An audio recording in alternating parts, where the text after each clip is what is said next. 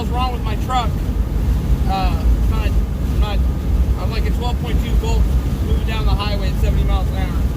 So it's not a broken belt. It's either a battery or an alternator. So okay, everybody. So we are out here today at my truck, and the problem that I had that I posted about, or that I at the beginning of the video, which was actually a couple of days ago, it was Wednesday, today's Friday, ended up being a battery. So, and I'm going to tell you guys how I kind of figured that out. I didn't figure it out in the conventional way. Well, I figured it out in a way, but, okay, so let me show you what's going on here. Okay, so here is the battery box on my Cascadia. Okay, if you're familiar with the Cascadia, you have this lip that flips up and down. That's where your DEF goes, obviously. There's the cover for the batteries.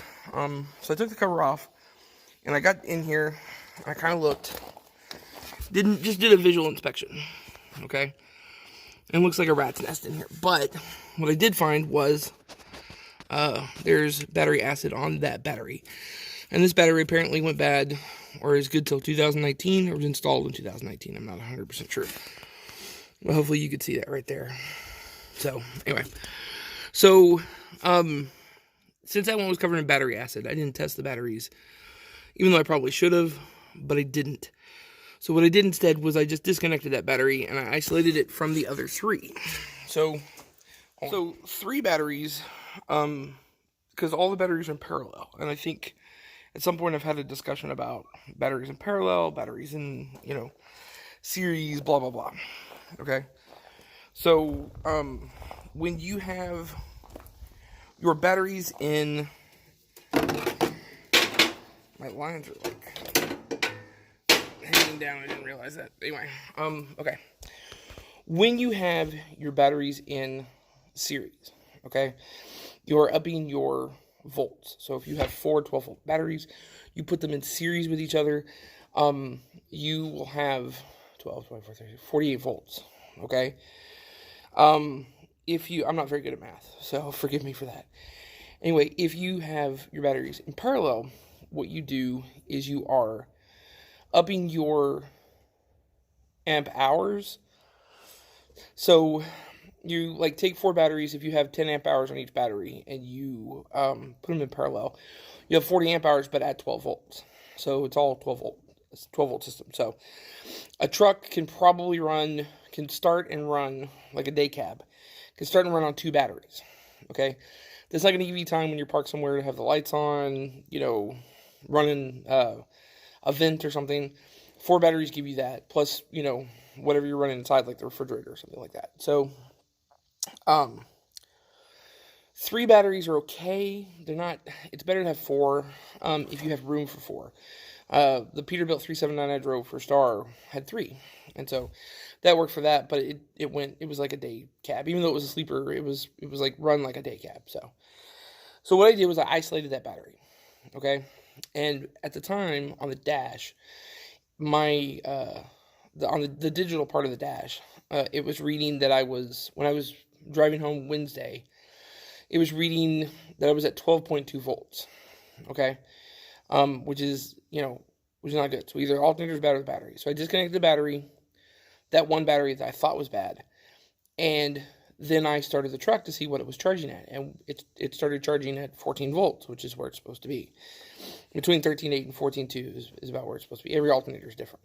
So once that started happening, then I knew I had found the right battery. So today, what I'm going to do is I'm going to take that bad battery out. I'm going to take it and get it swapped out for a new battery, basically, and put a new battery in. So that's what we're going to do. So now that I've got the battery cover off, everything, there are 2 levers in here, this one here and this one here, and you have to pull up on these, and I don't know if you could see it down there or not, but it hinges here and here, right there. It hinges out, okay? This is not something I can do with the camera in my hand. I could try it. Let's see.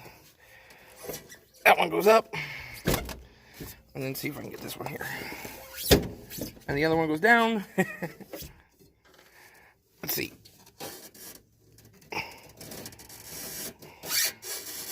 Maybe. Hold on. Okay. That one's up. That one's up. Pull the other one up a little bit. Pull this one up a little bit. Well, there we go. All right, so as you can see, it hinges right there. Okay. So now I'm gonna lift up on this and slide it off.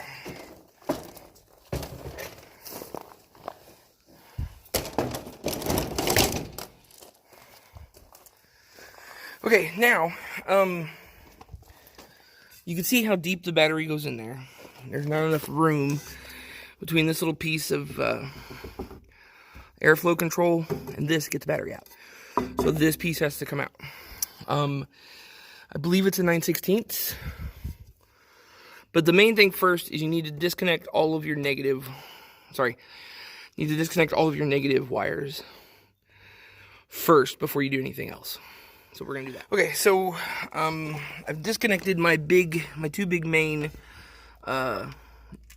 grounding leads, or negative. Okay, so there's one, and then there's the other one back there in the corner right there. It goes right there. Okay, so it's the first thing you want to do, because now I've got to disconnect the positive from here, even though the positive's already disconnected there, from when I isolated the battery. So I'm not going to disconnect these two positive wires, because these two batteries should still be good. Although, it looks like it won't be long before I start having some issues with these. Oh, that one's 1218. That's good. That one's 219. And there should be another. We'll get in there and take a look. Sorry, I don't know what happened there. Anyway, so that's why I bought a pickup truck. As rusty as this whole thing is, it doesn't really matter to put batteries covered in acid in the back of this thing. So, and try to go somewhere and get batteries. So anyway, that's what we're doing. Keep you up to date. And shift! Yeah! All 200 horses. Okay, so now we got a conundrum. I bought a load tester, a battery load tester. It looks like this. So, and it's supposed to test the load of the batteries, which I figured it probably wouldn't hurt to have one with me when I'm out on the road, so I bought one.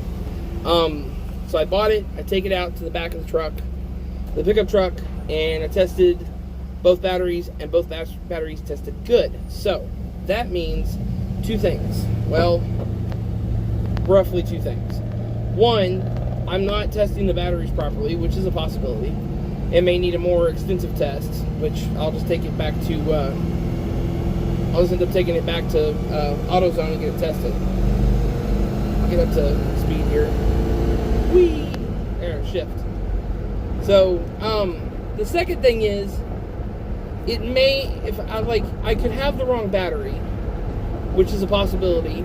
I don't know why, but it could be the wrong battery. So I'm gonna go back with the load tester. I'm gonna take the other two batteries out. I'm gonna test those batteries, and then if those batteries test good, I'll bring them all up here to AutoZone and let AutoZone test them individually, or one of the other auto places test them individually for me. And then if they all test okay, then I think I'm gonna lean towards the fact that maybe I have an alternator problem. And so if I have an alternator problem, I'll just go back and connect a couple of batteries up and take it to the shop, get it looked at. So anyway, that's where I'm at right now. So I will update you again when I know something else. Okay, this is a battery load tester. Pretty simple. Red to red, red to positive, black to negative. And then what you do is you just hit this button, and this battery's reading good. You hold it for like 10 seconds. It's reading right about 800 cold cranking amps. So that battery's good.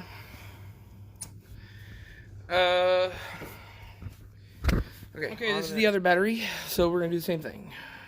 Click it, hold it for 10 seconds. This one is not dropping. This thing may start to smoke. Okay, that one's good. Okay, third battery. And test.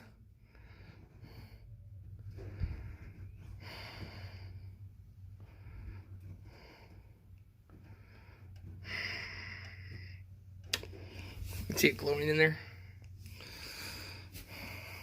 Okay, that one's good. And then fourth battery. Always disconnect these first before you connect them to the next thing. So I'm gonna connect positive first and then negative. Okay, and then again, press and hold. 2, 3, 4, 5, 6, 7, 8, 9, 10. Okay. So all these batteries are showing good, which is not good. Alright, so we'll go back to AutoZone, and I'm going to get them to test these batteries and see if they can find something wrong with them, or I might go somewhere else. Also, the numbers on these batteries are not bad. I got 3 that were installed in February 2019 and one that was installed in 12/18. For some reason I was reading those, or maybe they go bad 2/19 and 12/19, or maybe there was, I don't know. So I gotta figure it out. Anyway, on to the next thing. We will try to figure it out. Get back.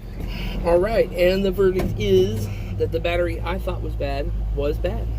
So that was the one that was covered in acid. And I took it to, what's this guy doing? Okay. Anyway, I took it to, I went to O'Reilly's, or not O'Reilly's, I went to AutoZone. I got the load tester, and I tested it with the load tester. So it did fine as far as the test was concerned on the load, but as you saw, all 4 of them tested fine. So that was kind of not good, because one of these has got to be bad, you know, and it's got to be the one that I isolated. So how can it show good? And I don't want to spend $140 on a battery unless, you know, I'm going to end up having to, you know, replace it. So I went back, I got all 4 batteries, I tested all of them, as you saw. And then I brought them up here to, instead of going to AutoZone, AutoZone was kind of like, I called them to see if they would do a charge test, which is to, you know, put a load on the battery and then charge the battery and see if it takes charge, I think. So I have to double check on that. But anyway, so I took it instead. I went to a Parts Plus, and the guy, I carried the one that I thought was bad in. He tested, said it's a bad battery. Went out and tested the other 3, because I got all 4 of them with me, and he said those are good batteries. So I'm keeping those and putting a new one in. So that's the deal. Right now I'm at Sonic. I'm gonna get another freaking large water and go back out there and reinstall the batteries. So that's what we're doing. I'll get back with you. Okay, 4 batteries back in. I have reconnected all of my positive terminals to all 4 of my batteries. They're good and solid, and everything. Next, we're gonna connect the negative, but first I'm gonna go sit down and drink some water. Well, I've made a rather important mistake, and that is I've lost my nuts. Actually, I am short 2 of the 9/16 nuts that go back on the battery for some reason. I've looked all around and I can't find them, so my options are kind of limited at that point. I can go to the hardware store and try to match them up, or thankfully Waxahachie has expanded a little bit, and one of the things that has happened is that they have built a place called All Size Nut and Bolt. So I can go there and actually talk to some people, and they will make sure that I get the right thread and the right bolt. So if you guys don't know, there are actually places that all they do is sell nuts and bolts. So I'm gonna go get some new nuts and come back. Whew. Okay, so as you can see, I'm dirty, but I'm in my truck, and now's the moment of truth. I turned everything on. Battery switch is on. I got lights in the truck. Put the key in. Turn the clutch. Turn the PCs off.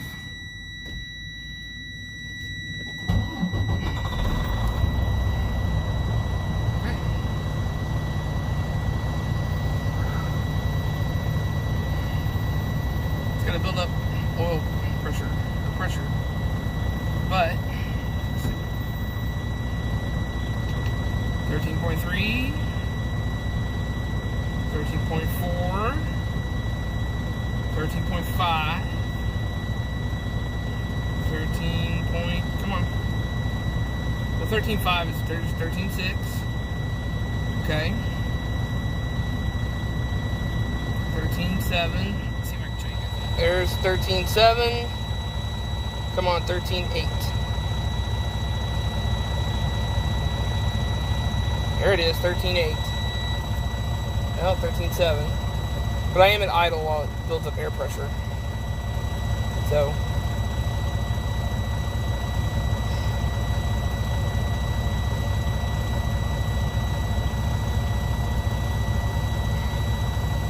See if the air conditioner's working.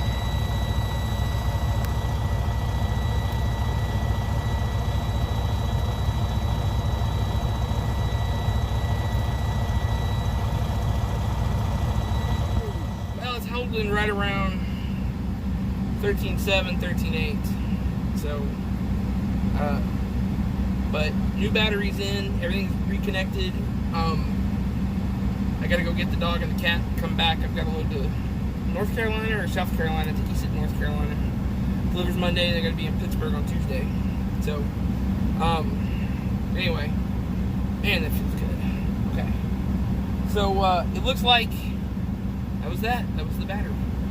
And you know, I do this in like little increments because filming off the cuff, you know, and that's the thing. I want you guys to see the kind of work and the process that it takes to go through this and try to get it done, because it's not just like, oh look, I have all my tools here. And I mean, for some people that's the way it is, but you know, you're not gonna be 100% prepared for when a battery goes bad. You know, it just sometimes batteries go bad. And you know, I was in Las Cruces, New Mexico when it started, and it managed to keep itself together until I got home to Dallas, which was really nice. Because then I had my truck and I had my car, and, you know, I had my place that I keep my car and truck at and everything, and I was able to come here and do the work instead of doing it somewhere else. So I'm really glad that was the case. Anyway, I'm gonna go. I need to back my pickup truck up a little bit because it's in the fire lane right now, and I'm gonna shut it up, close it up, get back in the car, drive all the way back to the house, get the dog and the cat, drive all the way back down here, get the truck, and then go get the load from the yard, and maybe try to make up a little, maybe make up a little distance today. So, but there you go, 98 degrees outside. You got a little free advice for trying to stay hydrated,